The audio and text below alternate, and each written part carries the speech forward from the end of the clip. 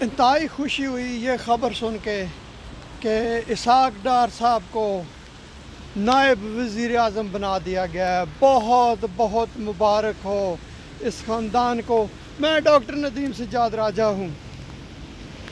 موروثی اور خاندانی سیاست ہماری پولیٹیکل ہسٹری کا ایک بہت بڑا المیہ ہے، اور میں حیران بھی ہوتا ہوں کہ ان کی پارٹیوں میں کوئی بندہ جو ہے وہ آواز بلند نہیں کرتا۔ دیکھیں، میں آپ کو سب سے پہلے یہ بتا دینا چاہتا ہوں، کیونکہ ہمیشہ وہاں پہ یہی ہوتا ہے کہ لوگ کہتے ہیں کہ شاید اس کی کوئی کسی کے ساتھ کوئی سیاسی ہمدردی ہے، یا یہ کسی پارٹی کے ساتھ تعلق رکھتا ہے، یا کسی نے اس کو پمپ مارا ہے۔ نہیں، میں نے ہمیشہ معاشرے کی ناانصافیوں اور ناہمواریوں کے خلاف آواز بلند کی ہے۔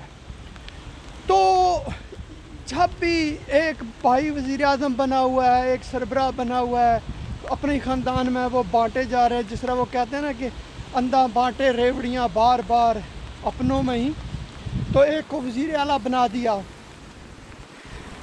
یہ باشعور لوگوں کی، باشعور ووٹروں کی، پاکستان کے عوام کی توہین ہے، اور میں حیران ہوں کہ کوئی بندہ ان کی پارٹی میں سے احتجاج نہیں کرتا۔ ایک دیکھیں، ایک سابق وزیر اعظم صاحب سینٹ کے چیئرمین بن گئے ہیں۔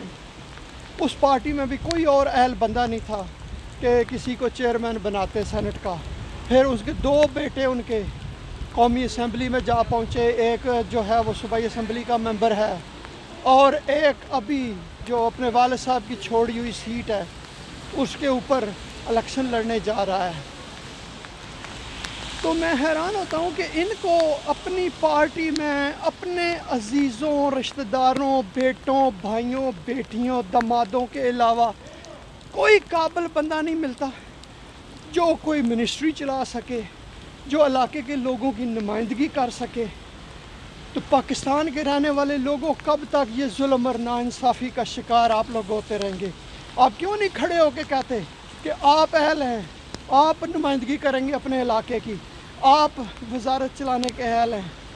تو اٹھیں اور ایسے لوگوں کو بتائیں اور ان کو کہیں کہ نہیں، بہت ہو گیا، اب ہماری باری ہے، اب ہم کریں گے۔ تو عام لوگ اٹھیں، اور جب کوئی آپ میں سے ہی بندہ نکلے تو اس کو سپورٹ کریں، نہ کہ ان وڈیروں کی سپورٹ کریں۔ اپنی ذاتی مفادات کو پس پشت ڈالیں، ملک کا سوچیں، اپنے لوگوں کا سوچیں، غریب لوگوں کا سوچیں۔ بہت شکریہ یہ ویڈیو دیکھنے کا۔